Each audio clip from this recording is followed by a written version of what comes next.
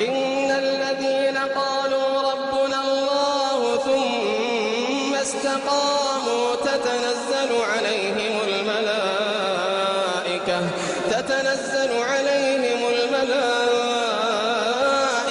ألا تخافوا ولا تحزنوا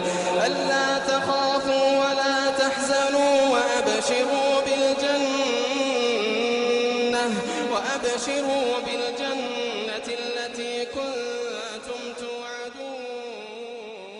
الحمد لله الحي القيوم، الحمد لله الحي الذي لا يموت والجن والإنس يموتون، الحمد لله الأحد الصمد الذي لم يلد ولم يولد ولم يكن له كفوا أحد، وأشهد أن لا إله إلا الله وحده لا شريك له، وأشهد أن محمدا عبده ورسوله.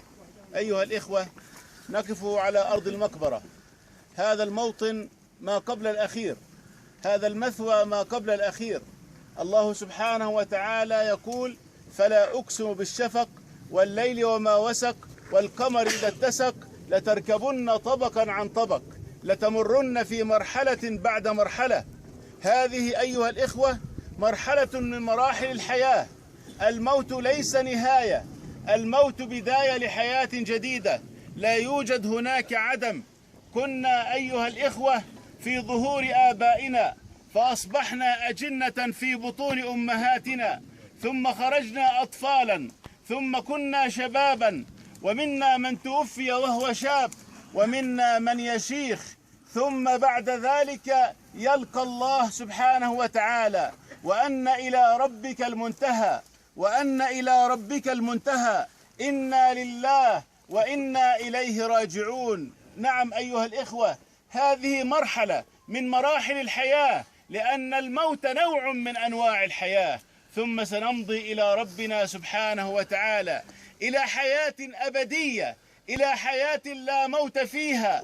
قال صلى الله عليه وسلم: إذا دخل أهل الجنة الجنة نادى مناد: يا أهل الجنة، إن لكم أن تحيوا فلا تموتوا أبدا، وإن لكم أن تشبوا فلا تهرموا أبدا، وإن لكم أن تسعدوا فلا تبأسوا أبدا، وإن لكم أن تصحوا فلا تمرضوا أبدا. أيها الإخوة، هذه الحياة يقول الله سبحانه وتعالى عنها: اعلموا أنما الحياة الدنيا لعب ولهو وزينة وتفاخر بينكم وتكاثر في الأموال والأولاد كمثل غيث أعجب الكفار نباته ثم يهيج فتراه مصفرا. فصل الربيع الذي يمضي بسرعة، العمر كفصل الربيع، ثم يهيج فتراه مصفرا، لا تكاد ترى خضرته حتى تبدأ صفرته، ثم يهيج فتراه مصفرا، ثم يكون حطاما، وفي الآخرة عذاب شديد ومغفرة من الله ورضوان، وما الحياة الدنيا إلا متاع الغرور. أيها الإخوة، أحسب أن هذه الآية قصد بها الكفار وقصد بها الغافلون، لأن الحياة بالنسبة للمؤمن ليست لعبا وليست لهوا وليست تكاثرا في الأموال والأولاد.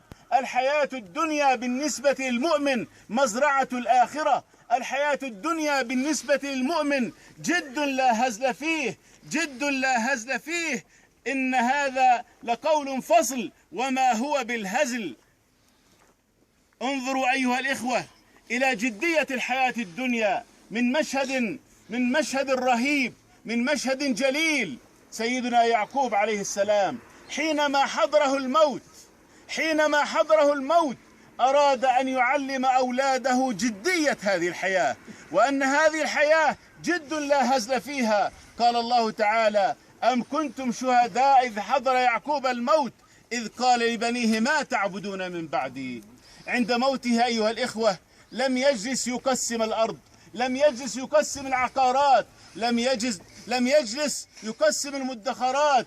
أراد أن يطمئن على الدعوة، أراد أن يطمئن على الإسلام، أراد أن يطمئن على التوحيد في قلوب أبنائه.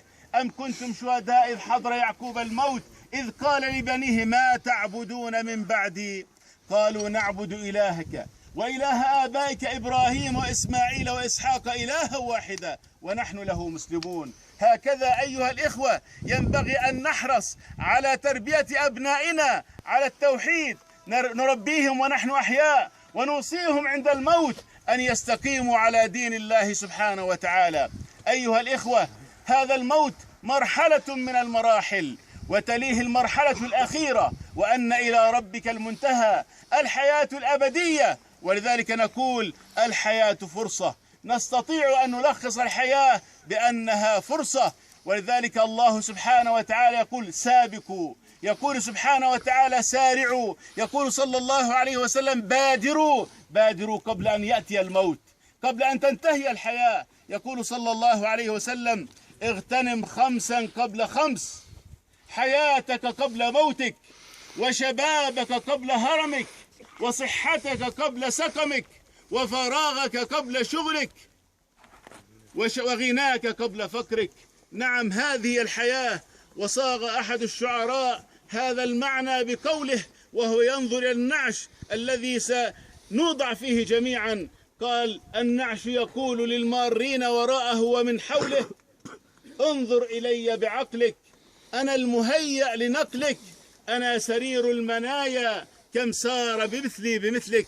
نسأل الله سبحانه وتعالى أن يجعلنا ممن يستمعون القول فيتبعون أحسنه، وممن يذكر فيتذكر. اللهم اغفر لنا وارحمنا، اللهم اغفر لحينا وميتنا وذكرنا وأنثانا وشاهدنا وغائبنا يا رب العالمين. اللهم من أحييته منا فأحيه على الإسلام، ومن توفيته منا فتوفه على الإيمان. اللهم اغفر لفقيدنا، اللهم ارحمه، اللهم تب عليه، اللهم تجاوز عن سيئاته، اللهم اغسله من ذنوبه بالماء والثلج والبرد، اللهم نقه من خطاياه كما ينقى الثوب الأبيض من الدنس.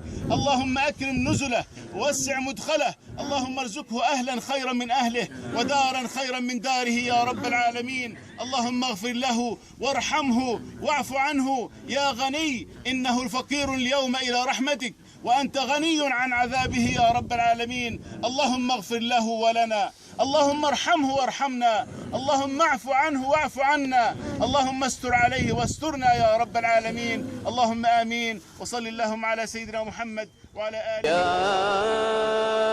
أيها الناس اتقوا ربكم واخشوا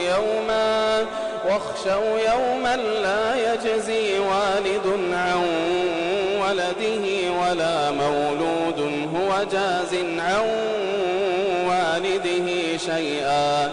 يا أيها الناس اتقوا ربكم واخشوا يوما لا يجزي والد عن ولده ولا مولود هو جاز عن والده شيئا.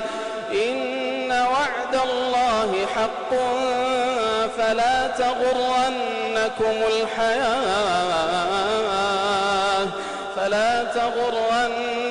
الحياة الدنيا ولا يغرنكم بالله الغرور. إن الله عنده علم الساعة وينزل الغيث ويعلم ما في الأرحام، وما تدري نفس ماذا تكسب غدا، وما تدري نفس بأي أرض تموت. إن الله عليم خبير.